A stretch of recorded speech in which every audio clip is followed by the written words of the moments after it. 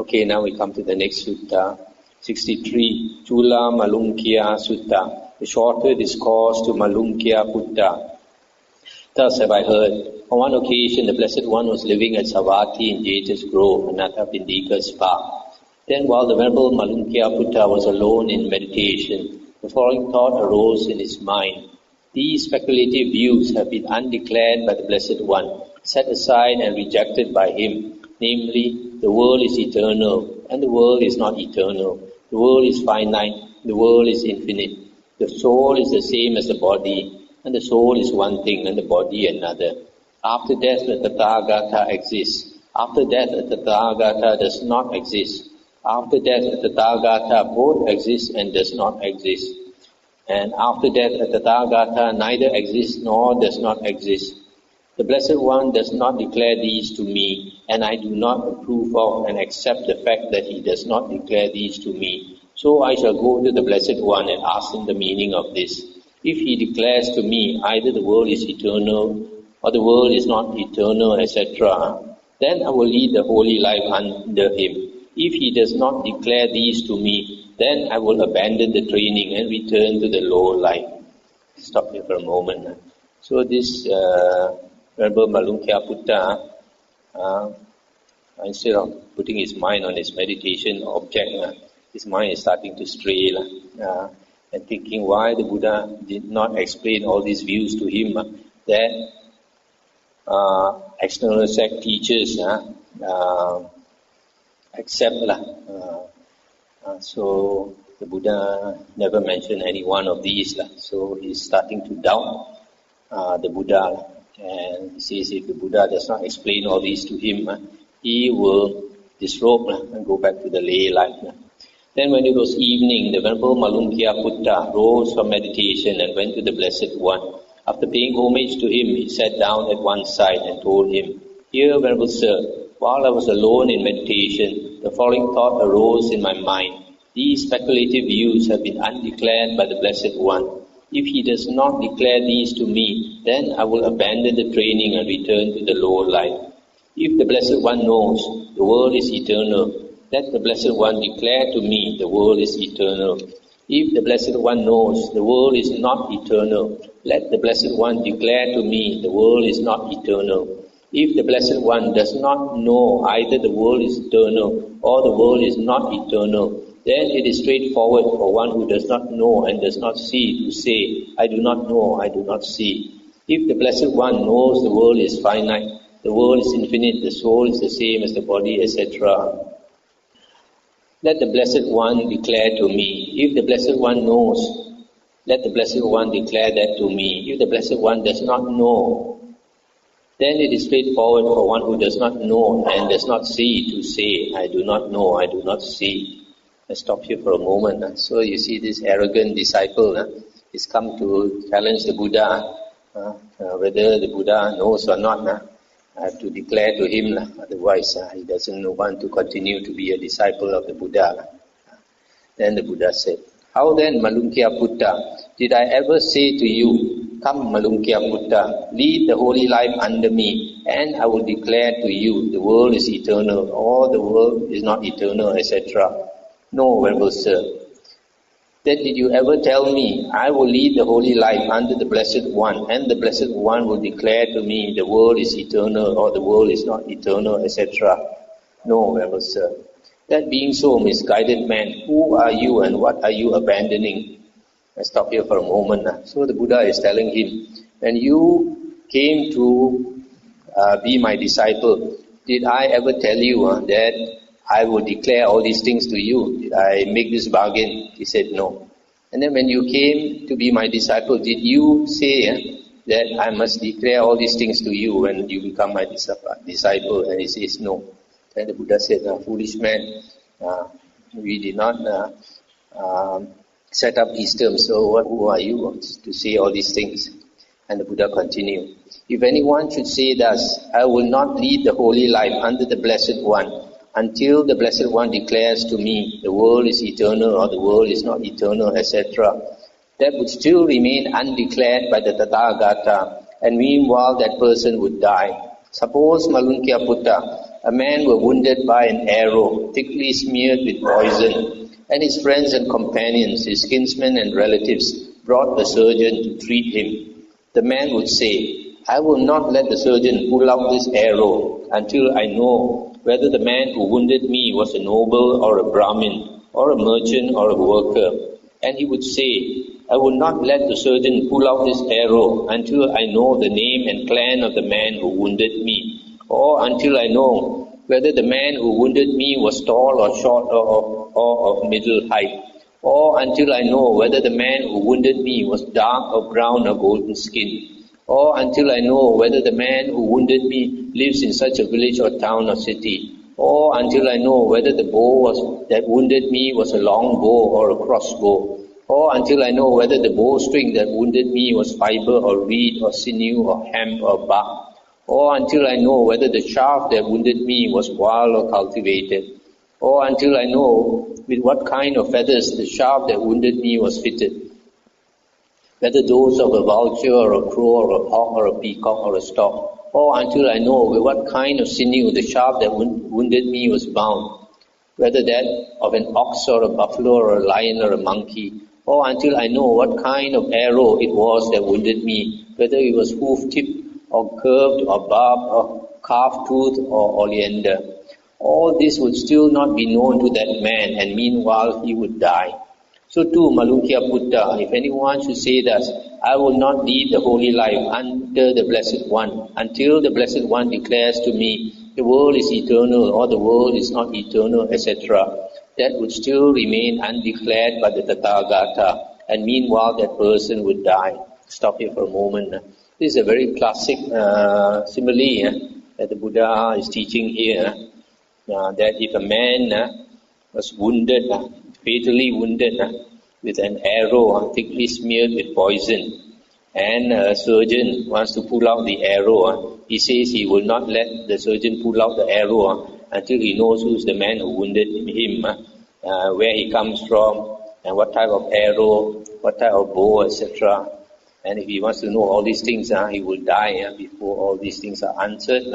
So the Buddha says in the same way, if a person renounces and then he wants to know all these unbeneficial questions, then he would die before all these are answered. Malunkya Buddha, if there is the view the world is eternal, the holy life cannot be lived. And if there is the view the world is not eternal, the holy life cannot be lived. Whether there is the view the world is eternal or the view the world is not eternal, there is birth, there is aging, there is death, there are sorrow, lamentation, pain, grief and despair, the destruction of which I prescribe here and now. If there is the view the world is finite, the world is infinite, the soul is the same as the body, etc., the holy life cannot be lived. Whether there is the view after death the Tathaga exists or not, there is birth, there is aging, there is death, there are sorrow, lamentation, pain, grief and despair, the destruction of which I prescribe here and now. Therefore, Malunkya Buddha, remember what I have left undeclared as undeclared. I remember what I have declared as declared. And what have I left undeclared? The world is eternal, that I have left undeclared. The world is not eternal, I have left undeclared. The world is finite, I have left undeclared. The world is infinite, I have left undeclared. The soul is the same as the body, I have left undeclared, etc., etc. All these I have left undeclared. Why have I left that undeclared? Because it is unbeneficial. It does not belong to the fundamentals of the holy life. It does not lead to disenchantment, to dispassion, to cessation, to peace, to direct knowledge, to enlightenment, to nibbana. That is why I have left it undeclared. And what have I declared? This is suffering, I have declared. This is the origin of suffering, I have declared. This is the cessation of suffering, I have declared. This is the way leading to the cessation of suffering, I have declared. Why have I declared that? Because it is beneficial. It belongs to the fundamentals of the holy life. It leads to disenchantment, to dispassion, to cessation, to peace, to direct knowledge, to enlightenment, to nibbana. That is why I have declared it. Therefore, Malunkya Buddha, remember what I have left undeclared as undeclared, and remember what I have declared as declared. That is what the Blessed One said. Remember, Malunkya Buddha was satisfied and delighted in the Blessed One's words. That's the end of the sutta. So you see here, the Buddha has taken a lot of trouble to explain to him why the Buddha does not declare all these views, because it has nothing to do with the holy life. It does not help you to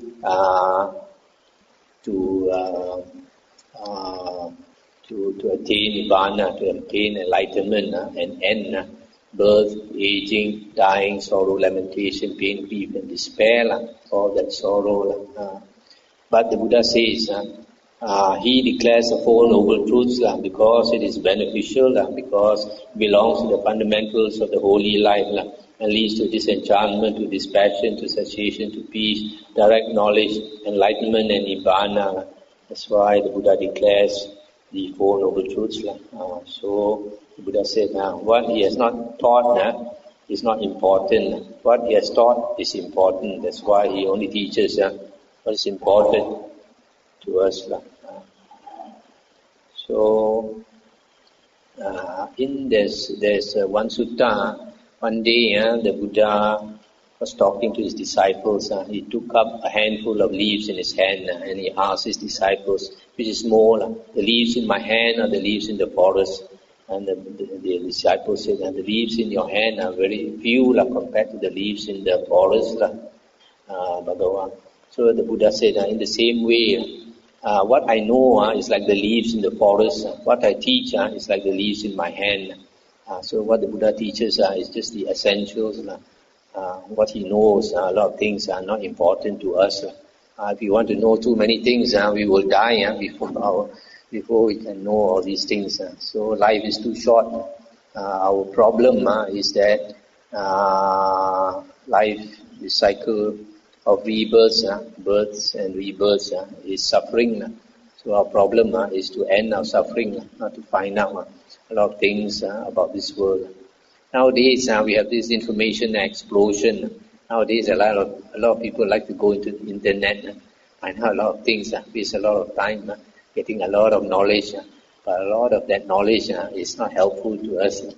At the end of the day, when you are about to die, all the information you know is not important. Then you will realize it's only the Dhamma that is important in life. Okay, I'll end here, I think. Nothing to discuss.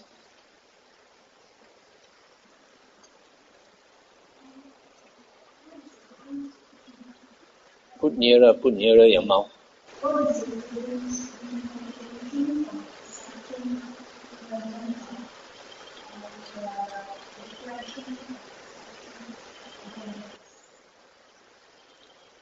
Is that stated there?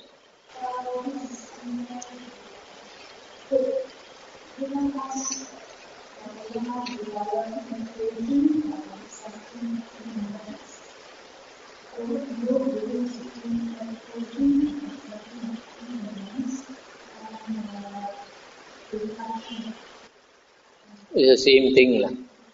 Same thing.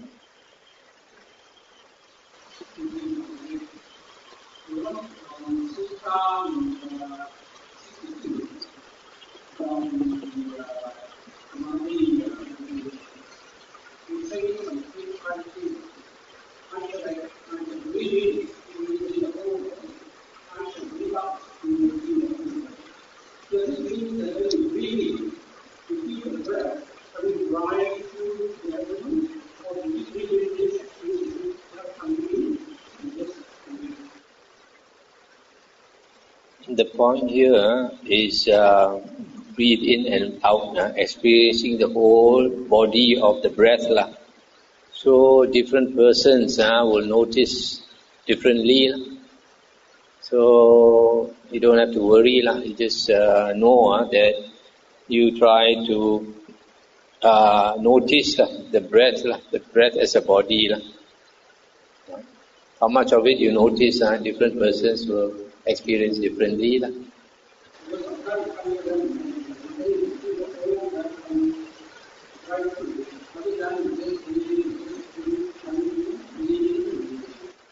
Yes, when you have a deep breath, you can feel it right inside now. And when you have a shallow breath, you only feel it at around the nostril.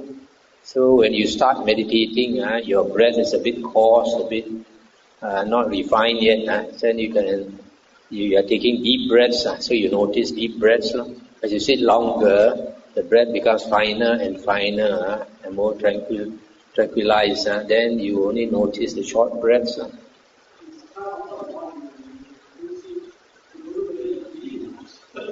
Yeah, that's because of sloth and torpor. But it doesn't matter. You just know, even though you can't notice the breath properly, as long as you can differentiate whether it's an in-breath or an out-breath, that's good enough. And usually you can do that because of the movement of your abdomen and all that. You can tell whether you're breathing in or breathing out. Okay?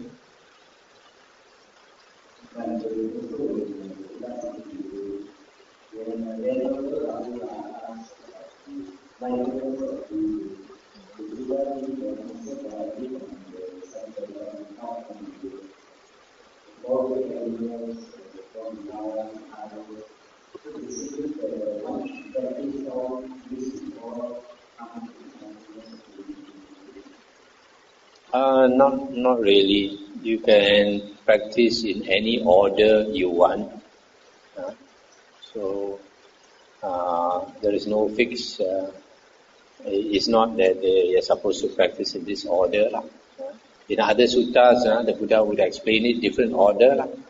So there's no fixed order. It's up to you which one you want to practice more first, whether it's on the breath, on metta, or impermanence, or boundness of the body, etc. Except that you notice in the beginning, the Buddha says you should meditate until the mind becomes unmoving, strong, unmoving like earth, water, fire, wind, and space.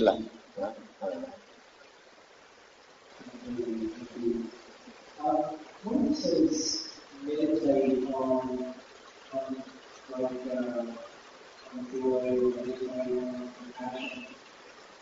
When you meditate, do you actually think the word, or because now I'm doing right now, focusing on breath, so now I'm going to focus on compassion. Do I focus on compassion, the word, or my feel? How do I meditate on that if I'm normally getting out or what do I actually do when they look at and procedures? They say that a lot in certain discourses that you also say, people are planning a husband to walk a lot, meditate on things. How does that occur? Well, that is the method of meditation on loving kindness in the suttas, and the meditation on loving kindness that is taught by monks nowadays is a bit different. In the suttas we find that the Buddha told his disciples to attain the jhana first, at least the first jhana, which you do by meditating on the breath or on the kasina.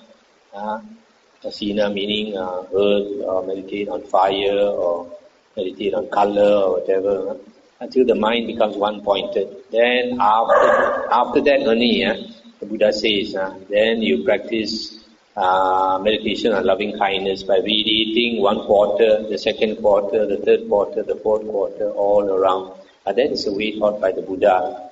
But nowadays, people teach by chanting, may I be well and happy and all that, which is not the way taught by the Buddha.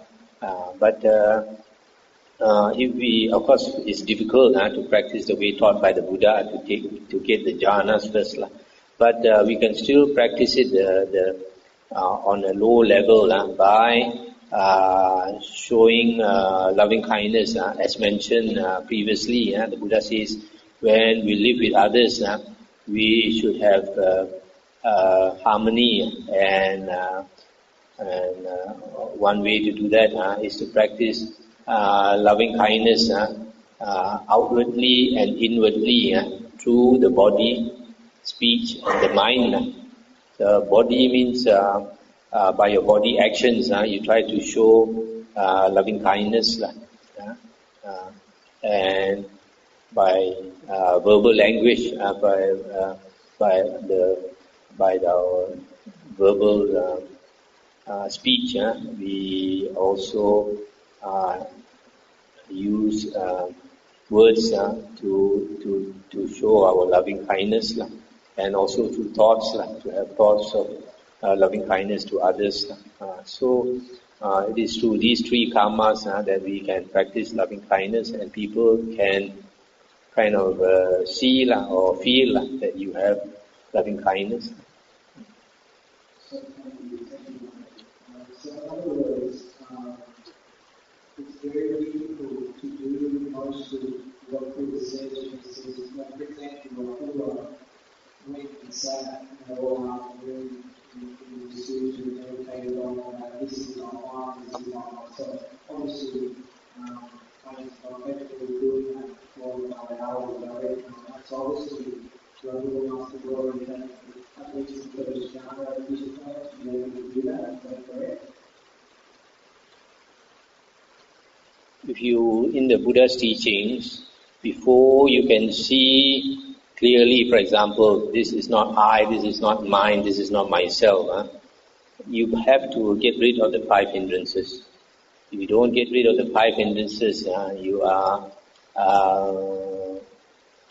don't have that wisdom. You don't see clearly. So it's not possible to see clearly with the five hindrances enveloping us.